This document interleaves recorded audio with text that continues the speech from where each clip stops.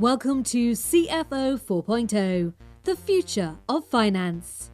The CFO role is changing rapidly, moving from cost controller to strategic visionary. And with every change comes opportunity. We are here to help you take advantage of this transition, to win at work, drive your career forwards, and lead with confidence. Join Hannah Munro, Managing Director of ITAS, a financial transformation consultancy, as she interviews key experts to give you real-world advice and guidance on how to transform your processes, people, and data. Welcome to CFO 4.0, the future of finance. Hello, everybody, and welcome to what is the final episode of this series. Hopefully not the last episode we do on private equity. And we are going to finish up with some good old myth busting around private equity and how that works. So I'd like to welcome back our returning guest, Mr. Richard Sanders, who is founder and managing partner of Sullivan Street Partners. And I have got the alliteration right on the last episode, can I just say? Nailed it. Just in time. I love it. Just rolls off the tongue now. But thank you again, Richard. You've been absolutely amazing during this series, and I'm very excited to finish off with this episode. So I'm going to throw some myths around private equity at you, and then hopefully you are going to come back and tell me whether they're true or false, and give us some context, perhaps, about where some of these things are coming from. And I think because that is the challenge, isn't it? That there's so much noise around private equity. Some of it probably fairly deserved, and maybe some of it not. So I'm going to give the first one. PE is focused on growth rather than profit. How true or false is that statement?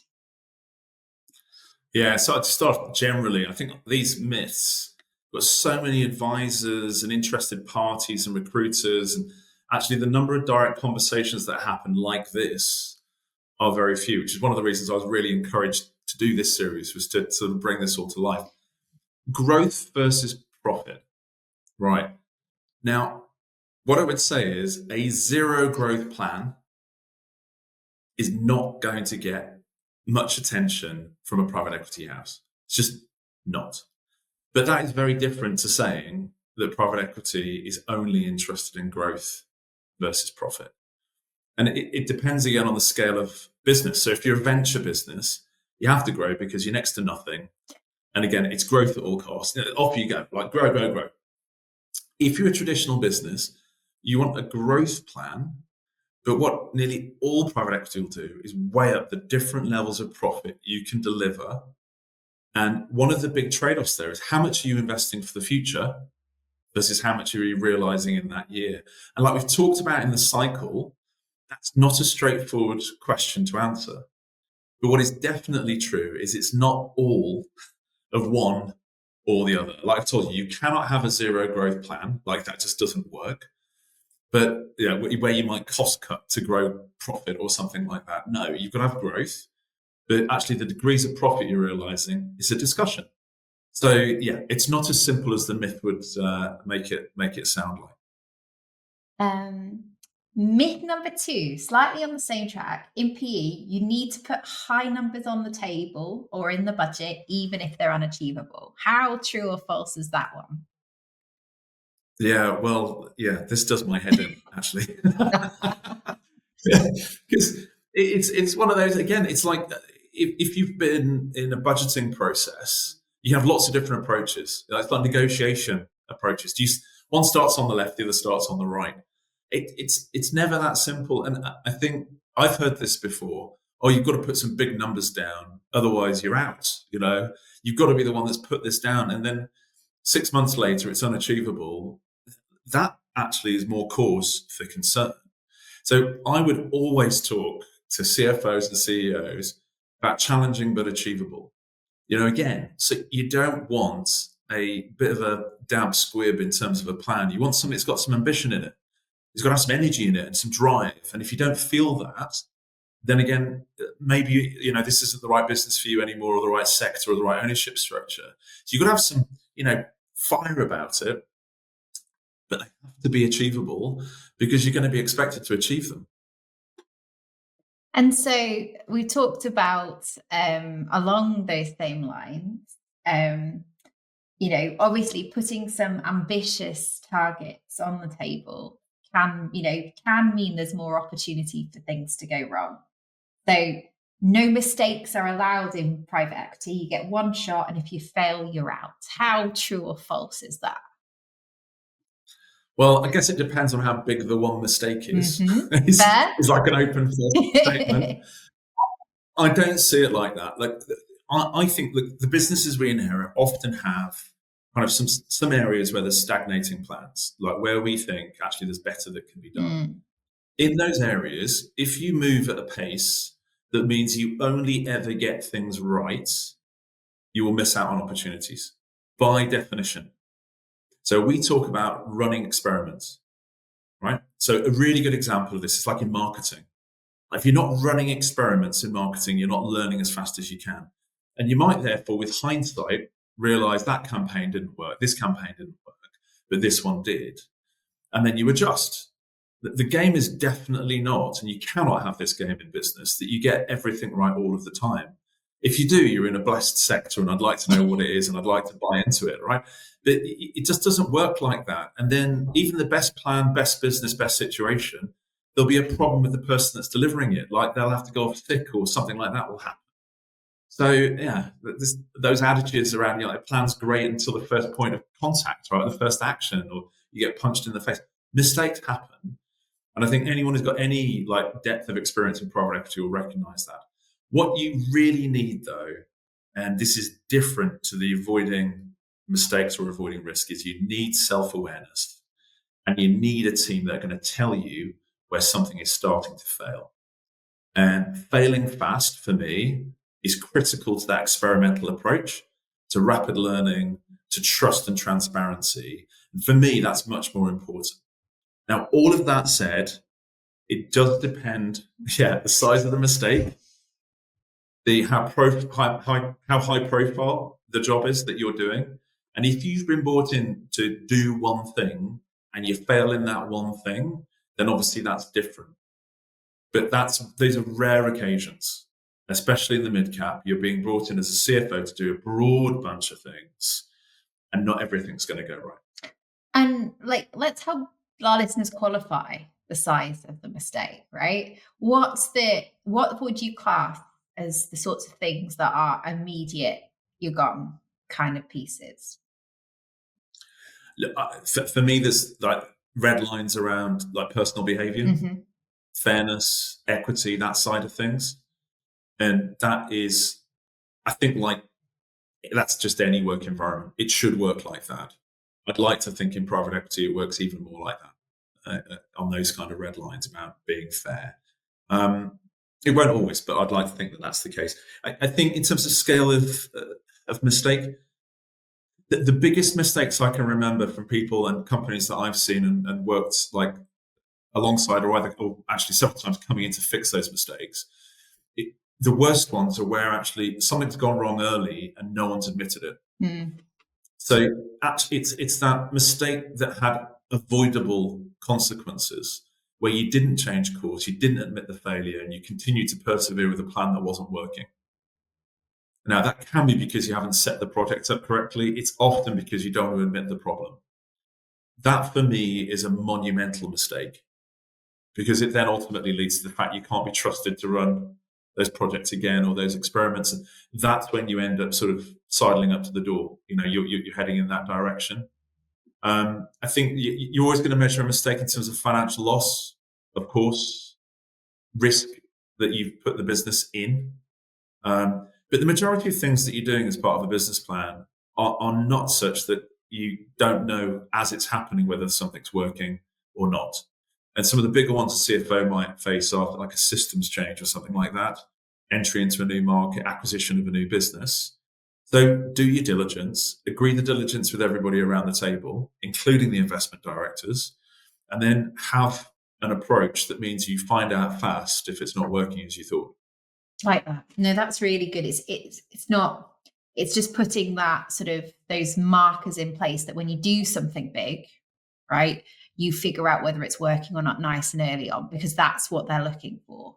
versus you're going to be the perfect person with the A star and the green score sheet, as it were. That's it. How do you know it's working? How do you know it's not working? Those are good questions. One of the hardest things, I think, is actually putting into words what it means to work with myself and the team here at ITAS. Because not only are we a financial transformation consultancy, but we do it using Sage technology. So rather than me tell you how awesome we are, let me introduce one of our customers. We were very happy to work with ITAS. We were really aligned. And yeah, we would have discussion on how to improve stuff also. And since we are live, really, I'm amazed by the support.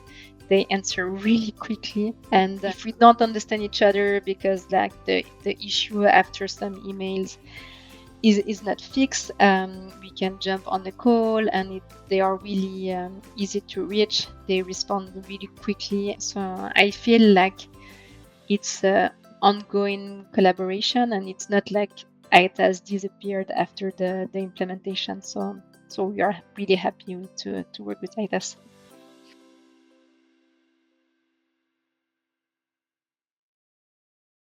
So, this is an interesting one. PE is a guaranteed pot of gold. To make good money as a CFO, you need to be in private equity. True or false? Oh yeah, that's just like 100% true. No, of course not. Of course not. And again, to some extent, you don't mind people thinking that a little bit because you want them to be attracted to private equity. Mm-hmm. I want people to work with us, but any deal is not a guaranteed outcome. Like it's just not. Otherwise, there'd be no challenge in the pursuit. There'd be thousands of people doing it. It would have been done before. There are reasons why things don't happen, and you're expected to agitate to do a better job this next time. And some of that doesn't come off, like we just said, with making mistakes. So there's performance as a reason that that's not true. There's also your own stake in the game. So you have to think carefully about the trade-off between, I'll pick one alternative. So say you're in a big corporate versus in a mid-sized business in private equity. The two can be quite different, right? In lots of different dimensions. You can almost see the table with the side-by-side comparison. Like, salary, bonus, equity, those are obviously points of comparison. Working hours, chance of progression, continuous professional development, those will be really different. Expectations will be different. Level of self-determination will be different. The tightness of the team that you're working with will be different. And that will work for some and not for others. So one thing that people underweight is their ability to stay the course and get to the end of an investment if they're new to private equity.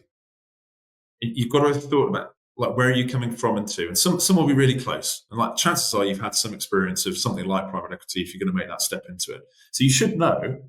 But just because you start an investment doesn't necessarily mean you finish it. And that's down to you and your fit and your performance, the investor directors, the business performance, everything else. So it's definitely not a guaranteed pot of money. And I think something that, again, you need to be mindful of is there are risks around your personal, like the individual stake, so your equity. So some people, some of the audience here will know about good levers and bad levers when it comes to whether you get your shares or not. So we at Sullivan Street are strong on the fact that you will get your shares. You'll have to get them over a number of years. So we have this vesting period of 3, 4, 5 years. But if you've worked a year, our view is, unless you've committed fraud or done something really bad, you've earned that equity. And so you get it. But that's not the common view, right? So a lot of people will have it that if you don't stay the course to the end when the exit is, you might not get anything at all in the equity. And some people will take a salary sacrifice to get into private equity. And bonuses, again, depends which sector, but bonuses aren't necessarily bigger in terms of cash paid bonuses. It's often all in the equity.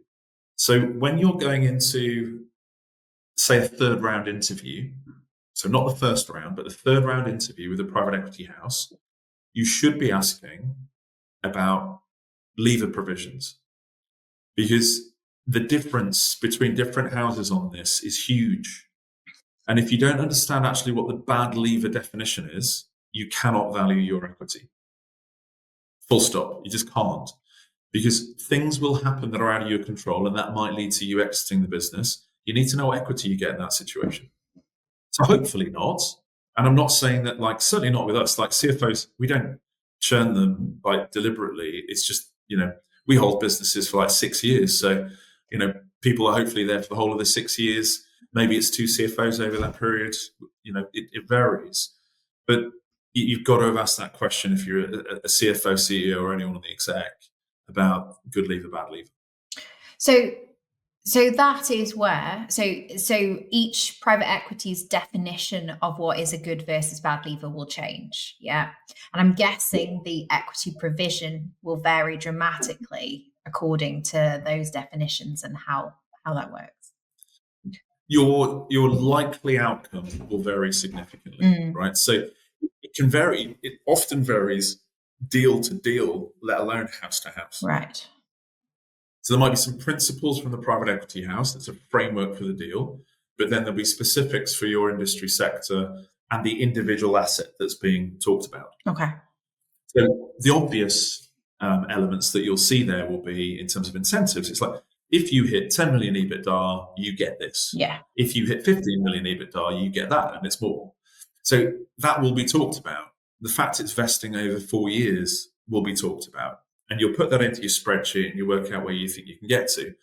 The bit that's in the legal document is, what are the things that you can do wrong that lead to you being exited, right? If something does go wrong and you exit, under what circumstances you get to keep what you've earned up until that point, and what the other scenarios where you don't get to keep anything. So you should, people should go and inquire about that. And there's no harm in that discussion up front. That's not a confrontational discussion to have. But I wouldn't do it first interview. I'd do it like third round or something like that. But you've got to have had that discussion before you join, because otherwise you don't understand actually the incentive that's often one of the main driving factors as to why you've joined private equity in the first place. So let's just talk about joining private equity for a second then, because that kind of leads on. To get into PE, you have to have a Big Four background. True or false? I'd say false. I think, one of the ways that people get into private equity, let's be honest, is by having been in private equity already.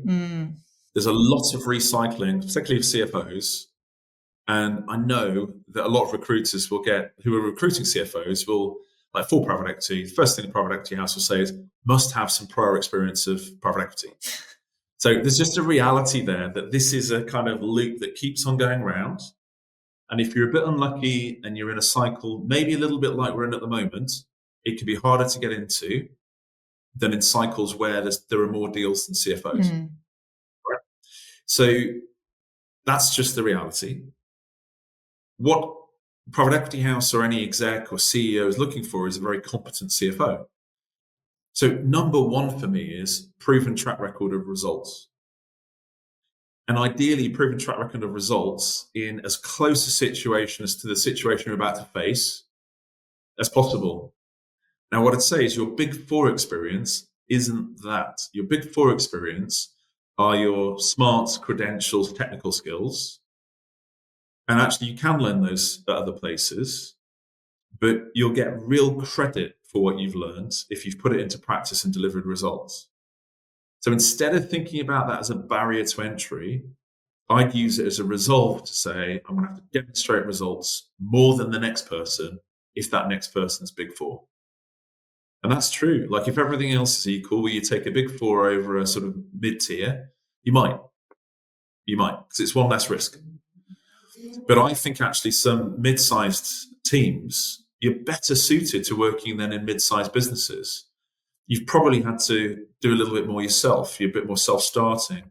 In some of the very small places, you've actually had to be very close to businesses all the way through. You don't think about yourself as a professional services person. You think about yourself as someone who's driving value in a company. Well, that's very, very interesting. So have a think about that, and definitely think about how you present yourself on that basis. Do not try and present yourself as a big four type person if you're not a big four type person. Go with your individual strengths and keep on going until you find the private equity house or the executive team that appreciates that. Okay, so follow-up question then, because that kind of leads on. So to get into PE, it's all about who you know, not what you know. True or false? Well, it doesn't work like that with us, right? I don't know. I guess at various points that's possibly been true in history. And recommendations and references definitely help. So there's a little bit of that. But it's honestly about getting a job done. So if you've got the relevant experience, then I don't agree. Like, I don't think it's true. Where you haven't got the relevant experience, again, you've got two CVs that aren't quite what you need. And if someone gives you a referral saying they've actually got brilliant motivation or high energy or something like that, there means a little bit then about who you know. But that's so far down the list in terms of, like, it's definitely not what you set out looking for when you're trying to hire a CFO. I want someone who's delivered results in broadly the same context, who's got that energy and zeal, and ideally that's going to bring something beyond just the core of running the finance team. It's going to bring some added value on top. Well, that's down to most individuals. Most individuals who are right for this would be able to address those questions. So, yeah, I think probably it's healthy just to say, don't treat it like that's true. I personally don't see it like that. And I haven't seen that very often in private equity, mainly because if that was true and people were therefore being over promoted, the performances would drop off, or they could. Actually, performance is everything. Results is really important. And I don't know an investor director that would take that risk. So I'm gonna ask you another challenging one, Rich. It's my last one. I get to ask these questions, right? Well, we're busting some myths, so let's get to it. Yeah, let's do it. All other things being equal, right? What would take precedence? Situational or industry experience versus private equity? Where would you go? So you're challenging me. I'm going to throw the question around a little bit. For me as an individual, the single most important thing that I recruit on is motivation. Okay. Right? Single most important thing. I will address your question in a second, but that for me, this is not private equity, this is for me, is the most important thing. Because you wouldn't be in the list if you didn't have broadly the right competencies. So once I know that you're broadly capable of something, we can work with you to iron out some gaps. Motivation is something you can't coach. It's really, really hard if someone's not motivated, if not impossible. So that's the first place. The second place, it depends. So sometimes, particularly for a CFO, you could be entering a space where the sector is similar to other sectors, and deep experience in that sector is covered by the MD or CEO, the sales director, the ops director, might not be important. So this will vary. I'm in the middle of working with a couple of infrastructure businesses. They're contracts businesses that do services to the construction sector. There is so much language in that sector, so much engineering in that sector, that if you haven't seen that before, your learning curve is at least 2 years worth of just getting the language, right? Now, you can entertain people who are from outside of the sector, and of course you can, but there's an advantage in getting someone who's got that experience. So it's horses for courses, which is why I go back to the motivation thing, as actually that is more important. And then final thought is, because I often get given people who've got private equity experience, but it's a different type of private equity experience, right? So we've talked about private equity is not one thing. And because you've worked with a venture to be extreme, does not mean you're going to cut it at large cap or the other way around. So be careful about what flavor of private equity you are. And again, if you're pitching yourself, don't just assume, oh, I've done private equity. Like, what size, what type, what transformation, what part of the deal cycle were you involved at? It's not one thing.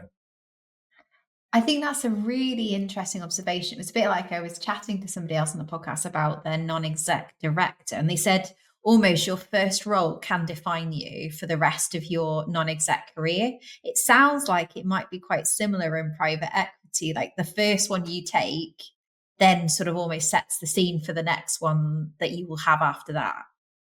It can do. You can get typecast, right? Like, what can you sell yourself as? Well, I've done this before, so I could sell myself as that. It's obviously, that's good in a way. You specialize. You've got to be really careful about it if you're trying to build a broader career.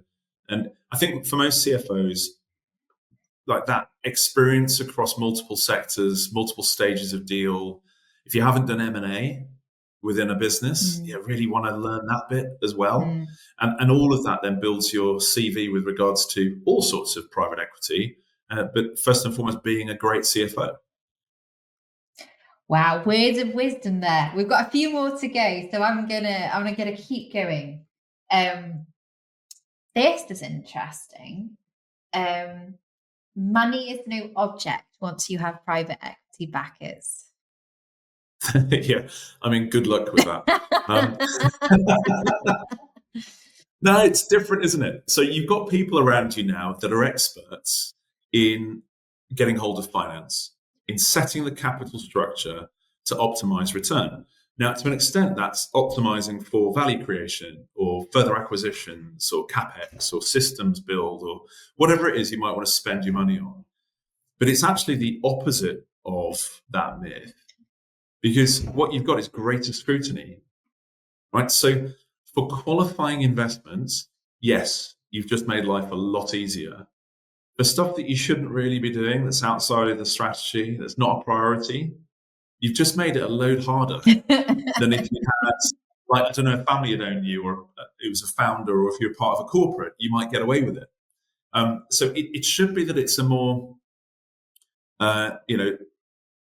coherent, financial strategy in terms of where you spend your money, and you'll have to justify non-core forever because you probably won't be allowed to do non-core investments, and everything will need a business case. Now, the good news is you've also got people around you who really understand business cases and returns models and all of that. So like with us, this doesn't slow down investment, it speeds it up. So we've done significant investments for businesses off the back of little more than an email, like a page of A4 on an email, and gone, we understand this business well enough to know that that is sound. We've asked a couple of questions and we've gone and done it the next day. So, people equally, I think another myth I've come up with is there's a load of red tape. There doesn't have to be. It depends on the house, and it depends on how close they are to what you're doing. And it also depends on whether what you're asking is close to the strategy you laid out at the beginning of the year or the beginning of the 3 years. So, yeah, I think it could be very dynamic, it could be very positive in terms of capital. But yeah, it's not. There's no pot of gold at the end of the rainbow. No, you don't just go and get to raid the cash till sort of freely. Oh, some other interesting ones. Your first priority as a CFO is to your private equity investor. Yeah, well, I think people who've listened to these episodes will know I'm going to say it's just not as simple as that. Yeah. So I think I said really early on in this, transparency with a private equity house is critical. So if they cannot trust you, it's close to game over, right? They have to be able to trust you. So what that means in the light of this question is you cannot get yourself stuck in a situation where you know something about your business and you're not articulating it in a reasonable time. So that definitely doesn't mean tell them every problem as it happens. Don't do that, because you're expected to have answers, to mitigate things, to understand them, and don't run off saying the sky's falling in the moment you think there's a chance it might. So you've got a bit of time, but you have to be transparent. So in that sense, you are reporting direct to private equity in a way that the formal line structure of you reporting into your CEO and then CEO up to the private equity house sometimes won't make that clear. And indeed, some businesses, it won't be that you're doing what I've just said. It will actually be the CEO that has all of the communication. So that'll be a different role. But typically, you've got to stay transparent with that investor director, and you'll often have separate contact with them. So that's how I'd treat it. Like, I think the answer as to, well, what do you do with that is be transparent, explain that to your CEO as well. And if that means, therefore, that you've got to come up with plans to mitigate a problem that's just arrived within 48 hours and then go to the investor director between the two of you, that's what you do. But yeah, you can't have it that nasty surprises arise 3 weeks after the event and you as the CFO, yeah, you knew, but you were told by the exec not to say anything. It's like, you've got to be really careful with that. Okay, so I think I've got two more, unless as another one sneaks its way in. I think we've got time. So you Great. will lose control of your business once you have private equity backers. True or false? Absolutely not. I'll keep a simple answer on this, which is back to no private equity house wants you to lose control. They want you to be accountable. So this is the double-edged sword of that. It's like, you've got the responsibility. It's your business. But what they will do is they'll set a framework. So in this matchmaking that happens when the vendor is finding a private equity house, make sure that framework is going to work for the plan that you've got, the business that you've got, and the team that you are. And if it does, then you will not feel negative consequences of loss of control. It'll feel very natural. You'll be enabled by it. It'll be great. But yeah, if you think that you're going to have free reign to, like we've just said on one myth, spend money wherever you want, or hire whoever you want, or change the direction of the firm, no, you won't, right? Because that's not good governance and nobody should want that. So in that sense, yes, you have an authority matrix. You do not have complete free reign, but I don't think in a way that you should repent the loss of it, right? It's for good impact. And private equity values being ruthless. They don't care how you deliver the return as long as you do. True or false? Yeah, well, I think I'm at one end of the spectrum on this anyway, in terms of, I just don't believe that there aren't enough commercial opportunities that are also the right thing to do that you ever need to go outside of those things. And you'll see that in our approach to ESG and diversity. And we've been on this for a long time, not just in the last 5 years. I'm ex-John Lewis Partnership, and there's a reason for that, right? So values kind of course through me and I can't help myself. So I just don't believe that you have to be ruthless in the sense of not being fair in order to have some exceptional results. And we've certainly proven that. I think what you have to be mindful of with private equity is results are really, really important. And that is a language that you will use at the board. It is not the exclusive language like we've been saying, but it might be more on you to talk about some of those other, what might be argued softer factors, than you would have, I don't know, with a founder owner or with a kind of corporate board. I mean, maybe not. So where I would go on that is actually there's a lot of hope I've got for private equity at the moment, because I think doing the right thing, being sustainable in all senses, being equitable in all senses, there's a real strong growing movement within private equity to not just do the best, but do it the right way. And so I think any of those that might have been around, 20 years ago, perhaps doing things through a very ruthless plan, they're being wheedled out and they're not getting investment actually from investors in their funds. Like, the requirements on private equity around ESG are higher now than they have ever been, and they're only going in one direction at the moment. And that's for good effect. It's because we all know that you can operate well in a doing the right thing kind of way and be very successful. We back ourselves to have the capability to make sure that happens.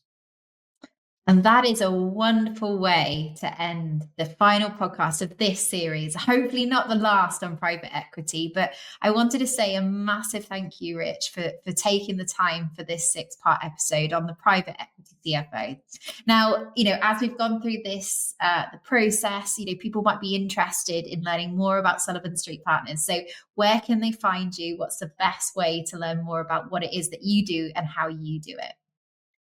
Yeah, so if they go to our LinkedIn profile, which is under Sullivan Street Partners Limited, or if they go to our website, which is sullivanstreet.co.uk, you'll see case studies, you'll see our portfolio and a little bit on our approach, which, as I've reflected on through these episodes, is a bit different.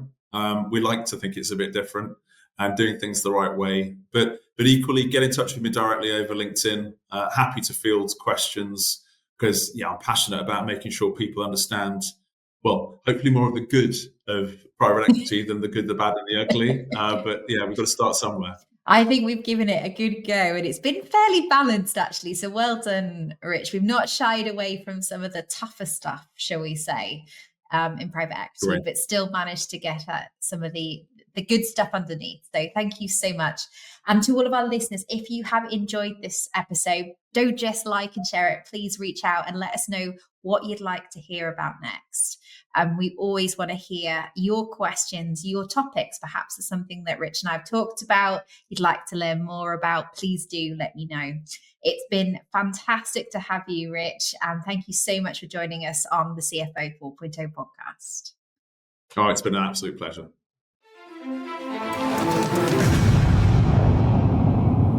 Now, for the £1 million question. What is the best finance software for your business? Is it A, Sage 50? Is it B, Sage 200 Standard? C, Sage 200 Professional? Or D, Sage Intact? An impossible question to answer without a lifeline. But we have the perfect lifeline for you. Our free quiz, Which Sage product is right for you? Will tell you which product is the best fit for your business in just 5 minutes. All you need to do is head to www.itassolutions.co.uk and answer a few simple questions.